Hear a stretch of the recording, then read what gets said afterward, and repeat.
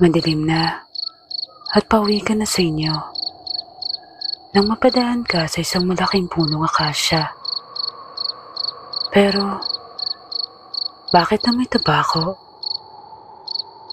Sa paniniwala sa ilang bahagi ng Pilipinas, may isang nilalang na inuugnay sa malalaking puno gaya ng balete, akasya at mangga.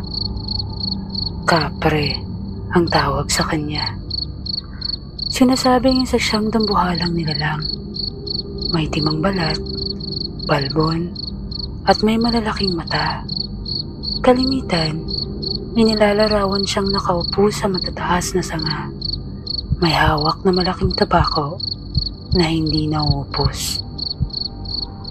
At ayon sa sabi-sabi, may mga kapre raw na umiibig sa mga dalagang tao. Nagpaparamdam daw ito tuwing gabi. Laging parang may matang nakamasid o aninong sumusunod.